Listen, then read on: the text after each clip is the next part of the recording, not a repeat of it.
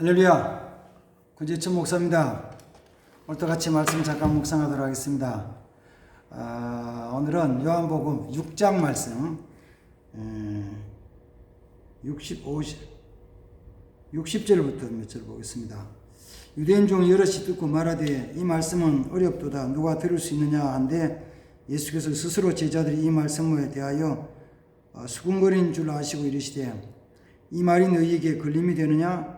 그러면 너희는 인자가 이전에 있던 것으로 올라가는 것을 본다면 어떻게 하겠느냐?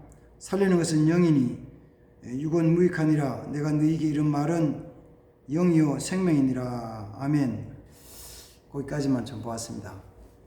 하나님이 천지 만물을 창조하실 때 그 피조물 중에서 자기 의사대로 결정하고 모든 것을 행할 수 있는 권한을 준 피조물 존재가 둘이 있습니다.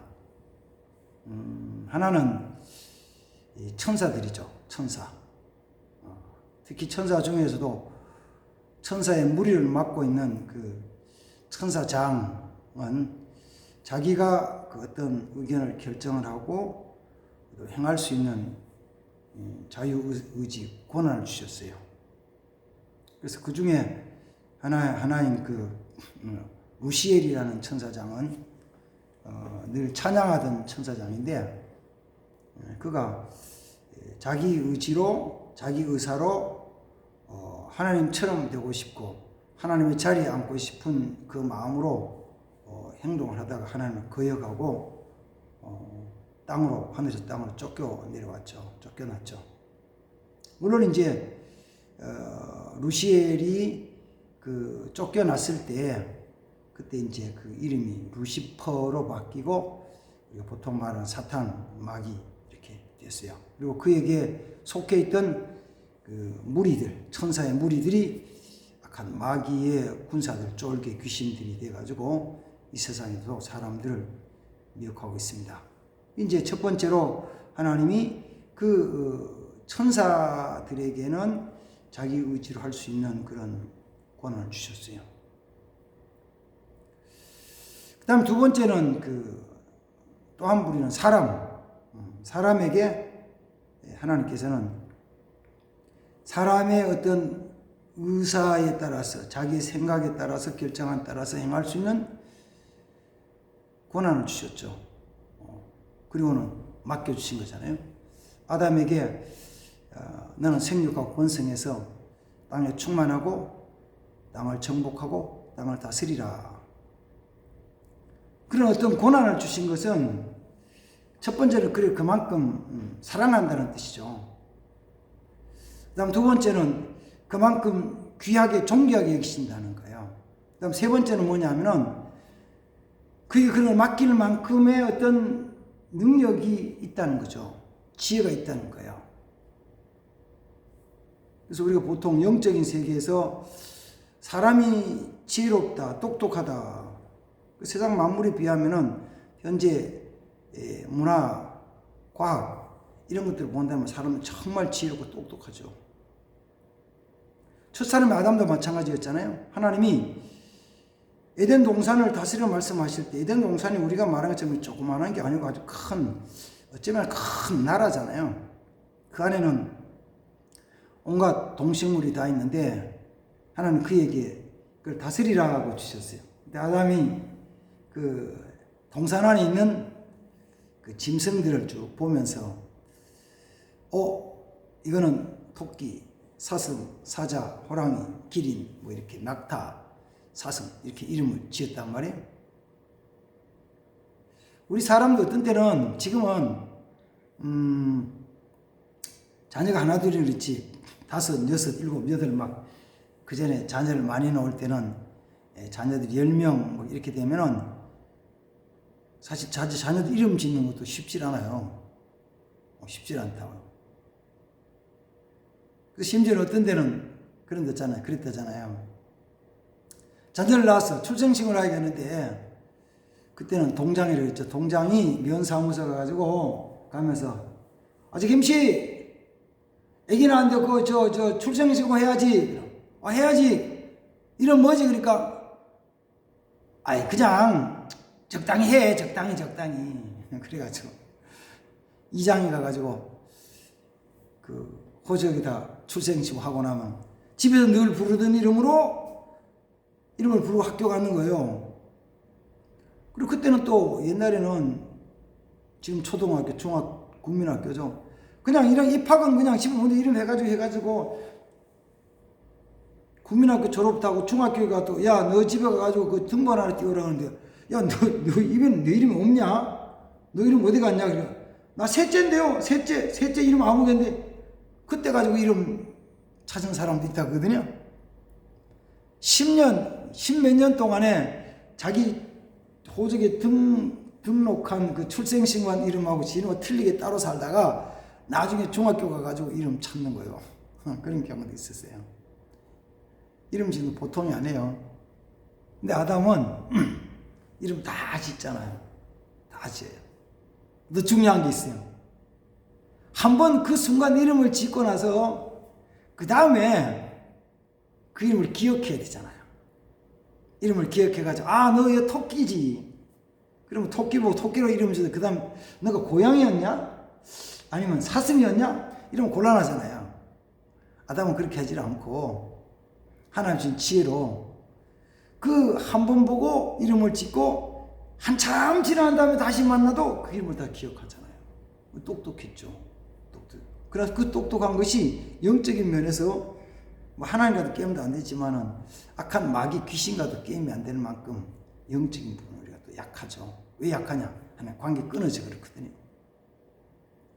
그래서 에덴 동산에서 쫓겨난 아담이 살아가면서 하나님과 교통이 잘 안 되면서 눈에 보이는 현실적인 거, 물질적인 거, 이 땅에 있는 것만 자꾸 보면서 살다 보니까 그게 익숙해져 가지고 살았죠. 육신적으로. 육신적으로 사는 삶의 결과는 뭐냐면은 죄예요. 육신적으로 사는 삶의 결과는 죄라고요. 육신적으로 열심히 사는 사람 삶의 결과가 죄라는 것이 아담의 11대손과 노아 시대에 10대손과 노아 시대에 하나님이 싹 세상을 진멸하실 때 그때 하나님 하신 말씀이 사람이 생각하는 것이 본래부터 악하더라는 거죠. 그리고 악이 관영했다. 땅에 가득 찼다는 거죠. 사람도 열심히 살아가지만 사람 육신적으로 열심히 살아가는 것은 하나님 볼 때는 죄악이거든요. 죄악. 그래서 하나님께서는 죄악으로 죄로 말미암아 죽을 수밖에 없는 사람들을 살려주시기 위해서 예수님을 보내시고 예수님이 이 땅에 오셔서 구원의 사역을 이루고 가셨죠. 읽었던 요한복음 6장 말씀은 그 앞에 예수님이 보리떡 5개와 물고기 2마리로 5,000명을 먹이신 놀라운 기사와 표적을 행하셨죠. 기적을 행하셨죠. 그 기적을 보고 사람들이 예수님 최고다. 예수님 최고야. 좋다. 예수님 최고. 예수님 너무너무 좋다고 최고라고 좋아하는 거죠. 예수님 막 따라왔어요. 근데 예수님 바다 건너편에 오셔가지고 제자들이 말씀하시기를 내가 생명의 떡이다.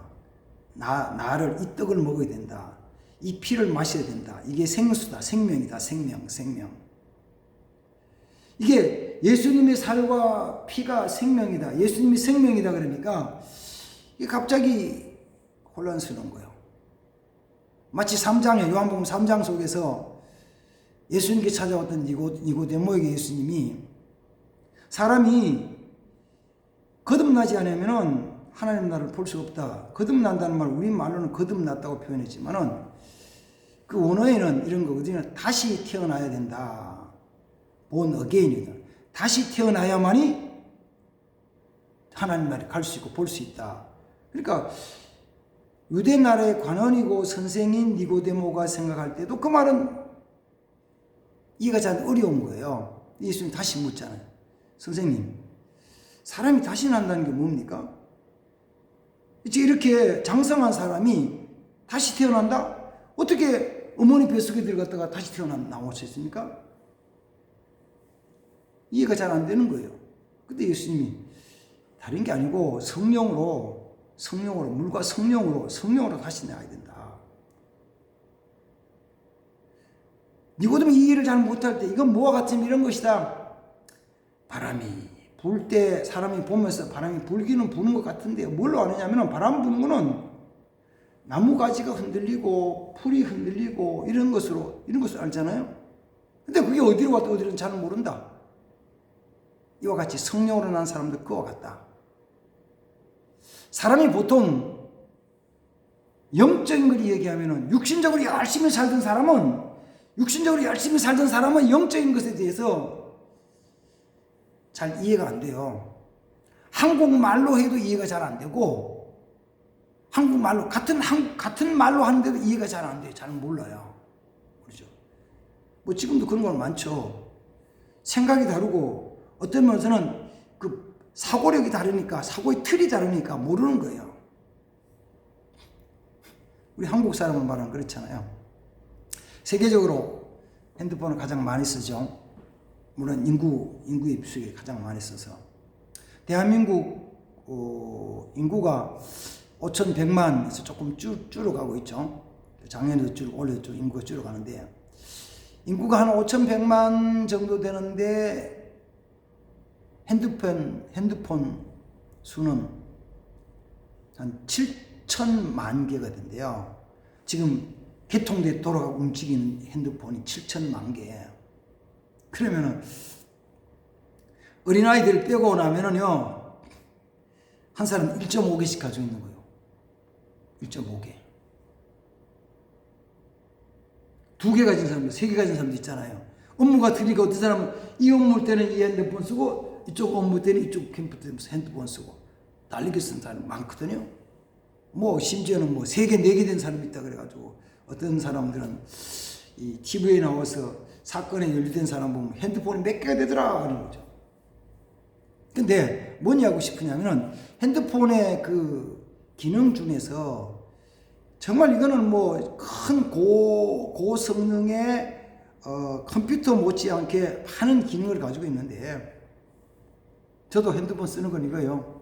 전화 걸고 전화 받고, 그러다가 이제 조금 지나서 문자 사용하고, 조금 지나서 카톡하고, 솔직한 얘기로 좀 부끄럽지만은 페북은 제가 잘 사용 못해요. 제대로 사용 못해요. 그 다음 거기다가 뭐 여러 가지 뭐 사진, 동영상, 편집 어쩌고 저쩌고 워드 어떻게 하면은 이 원래 기능 중에 사용할 수 있는 거는 절반 못하죠. 반을 어떻게 써요, 제가. 다 못 써요. 그 7,000대 핸드폰이 움직이는 것 중에서 아마 거기에 대한 것을 한 80% 쓰는 사람, 80% 이상 쓰는 사람은 10% 정도 될까요? 그걸 얘기하면은 뭔지 잘 못 알아듣는 거예요. 잘 못 알아들어. 그래서 이야기하면, 골치 아프다. 그냥 핸드폰을 그냥 전화를 받는데 뭘 그까짓 거 그냥 쓰냐고, 그렇게 복잡하냐고.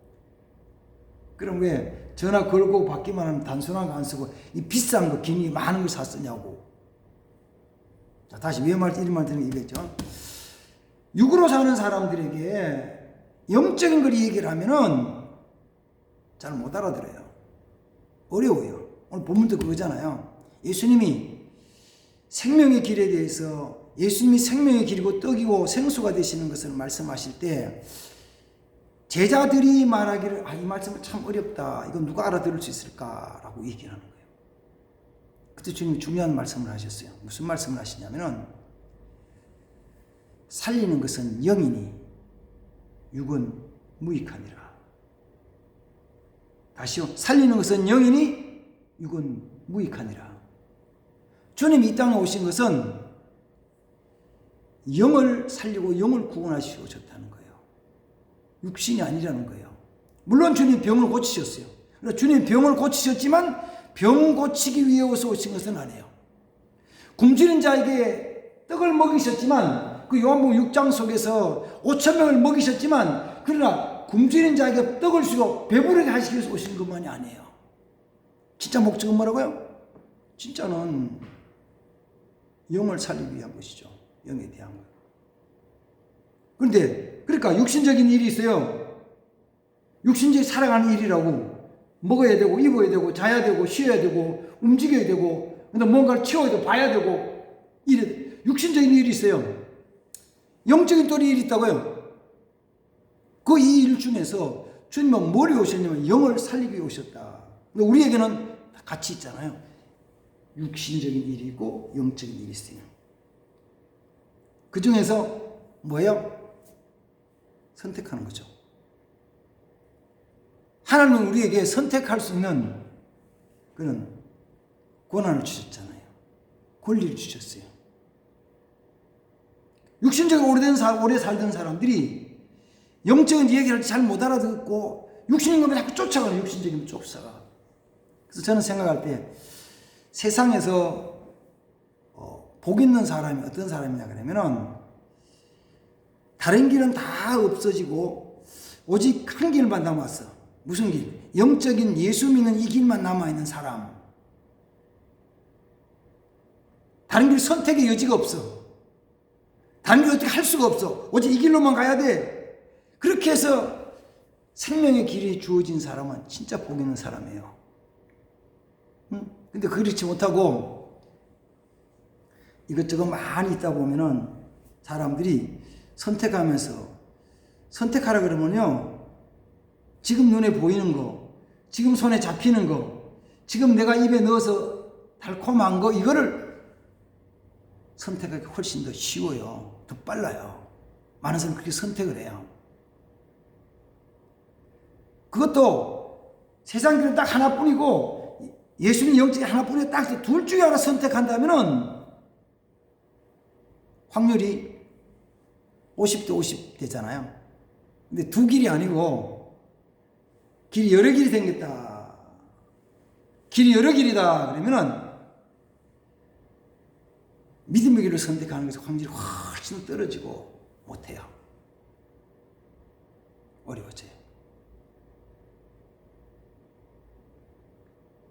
내게 하나님 믿는 게 이 길만 딱 있으면 괜찮은데 많이 있어. 그래서 어떤 데는 어떤 사람이 하나님이 야 세상 길 좀 내려놓아라. 조금만 더 있다가요. 내려놓아라. 조금만 더 있다가요. 그래서 하나님이 세상 걸 쳤어. 사업도 치고 육신의 건강도 치고 친구 관계도 치고 이쪽 소망에 대한 것도 계획에 대한 것도 치고 쳤어. 다 깨져가지고 아무것도 없어. 근데 한 길이 남아있어. 그 남은 길, 주님의 길이 있는 자는 복 있는 사람이에요. 제가 목회를 하면서 한국교회에서도 아주 존귀하게 아주 귀하게 쓰임받는 그런 목사님들을 가만히 보면은 또 그리고 그분의 그분들의 주위에 사역을 하게 된 동기를 가만히 보면은 많은 경우들이 아주 존귀하게 쓰임받는 분들, 아주 하나님 앞에 존귀하게 쓰임받는 분들이 보면은 하나님이 그 옆에 있는 길은 다 끊어버리셨어요. 한 길만 주셨더라고. 한 길만 주셨어요. 그래서 어떤 길로 가냐면 영의 길로 걸어가신 거예요. 근데 살아가면서도 아직 그 길이 남아가지고 그쪽 길이 남아있어. 근데 그 길이 또 죽은 게 아니야. 살아있어. 그것도 잘 가면은 뭐가 될 것처럼 보여져. 세상 말로는 재주가 많아. 이거 해도 되고 저거 해도 재주가 많아. 재주가 많은 사람은요. 이거 하다 안 되면 안 되면 그만둬 저거 하지 뭐. 이거 하다가 안 되면 저거 하겠다는 거요. 그래서 저걸 쫓아가는 거요. 저거 쫓아가도 뭐 될 것처럼 뭐 잠깐은 돼요. 하나만 매진해야 되는데 한쪽으로만 가야 돼. 그게 잘 안 되는 사람도 있어요. 어쩌면 저도 뭐 살아오면서 그런 것 같아요. 교만한 마음으로 자랑한다면은 권재천이가 이것도 뭐 하면은 뭐 될 것 같고 저것도 하면 될 것 같고 몸도 뭐 그렇게 부실하지 않고 건강하고 그냥 이 나이 돼도 건강하고 그러니까 몸도 건강하고 이것 뭐 이렇게 아주 전문가도 아니지만 그냥 조금 하는 것처럼 보여지는 게 있어요. 보여지는 게 들어있어. 그러니까 어쩌면은 목회에 대한 걸 막 전심으로 하질 않는다고. 그런 걸 생각하면서 어느 때 혼자 가면 하나님 참 죄송해요. 죄송합니다. 정말 죄송해요. 옆에서 볼 때는 뭐 그런 대로 해가는 것처럼 보이지만 실제로 내 마음은 내가 생각해도 어떤 때는 야 이거는 그렇게 힘쓰는 것도 아니잖아. 그냥 적당히 두런두런 하는 거잖아. 응? 어떻게 보면 마음 여기도 한 마음 뺏기고 이쪽 마음도 한번 가져보고 이렇게 두 마음 세 마음 나눠서 살아가는 거잖아. 그래 분명한 건 있어요. 오늘 말씀 속에 뭐라고요? 살리는 건 영이에요. 육은 무익한 거예요. 육신적으로 무익한 거예요. 아무리 육신적으로 해놔봐도 시간 지나면은 육신은 뭐 쇠해지는 거죠. 약해지는 거죠. 눈이 침침해지는 거고 귀가 잘 안 들리는 거고 이빨이 상하는 거고 팔다리 허리에 힘이 없어지는 거고 또 다 그런 거 아니에요? 기억력도 까물까물해지는 거고 육신은 무익한 거예요. 무익한 거예요. 근데도 사람들은 끝까지 이걸 좀 유지해 보려고 이걸 애쓰는 거예요. 끝까지. 네. 눈에 보이는 것 육신을 막 쫓아가는 거예요. 영적인 걸 치우치지 않는 거예요. 쫓아가지 않는 거예요. 오늘날 코로나 전국에 보면서 지금 상황이 여러 가지 눈에 보이는 것들이 영적인 걸 쫓아가는 생명을 쫓아가는 길에 걸림돌이고 방해가 하는 거예요. 막아요.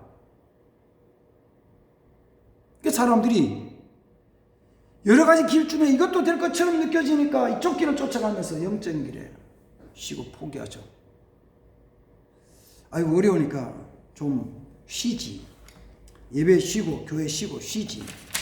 그래요. 어려우니까 지금 상황이 어려운 상황이니까 영적인 쉬고. 그러면은 지금보다 이런 어려운 상황이 더 심해지든지 계속 쭉 이어진다면은 그 사람은 어떻게 될까?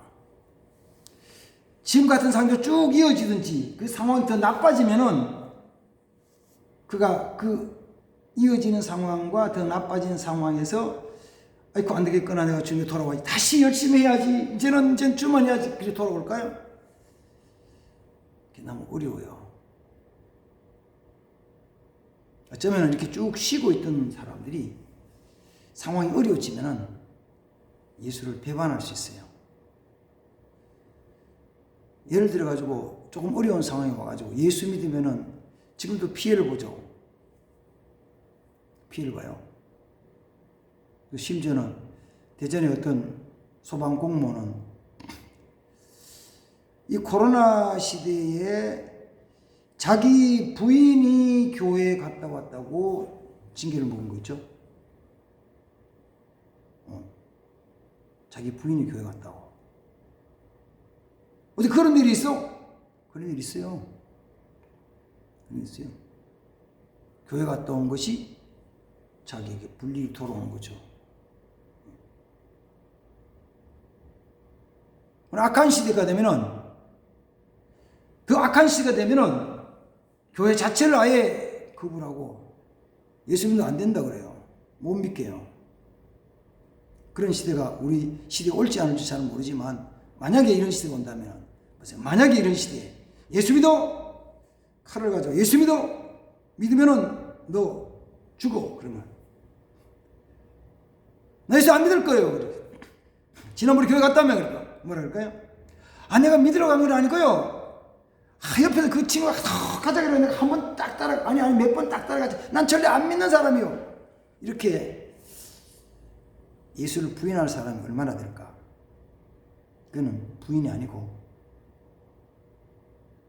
배반이에요. 배도예요. 배도. 지금의 어려운 환경도 이기지 못하는 사람이라면 더 어려운 상황이 오면 완전히 떠나버리죠. 자, 처음으로 돌아갑니다. 이럴 때 우리는 선택하는 거예요. 영적인 일과 육신적인. 살리는 건 영이다. 육은 무익하다. 살리는 건 영이다. 육은 무익하다. 하나님 사람에게는 이 둘 중에서 육신적인 일과 영적인 일에서 사망의 길과 생명의 길에서 선택할 수 있는 고난을 주셨다고요. 선택이라는 것은 한쪽은 포기예요. 한쪽은 포기. 그래서 신학적으로는 하나님 우리를 선택하셨다, 한쪽은 버리셨다. 그래요. 유기라고 해요. 유기. 만약에 길가의 도로에 개를 버리게 보면 버려진 개는 유기견이라고 그러잖아요. 내가 생명의 길을 선택하면은 육의 길은 버리는 거예요. 유기하는 거예요. 버려야 돼요. 거꾸로 내가 생명의 길을 선택하지 않고 육신의 길을 선택하면은 이거 생명의 길을 버리는 거예요.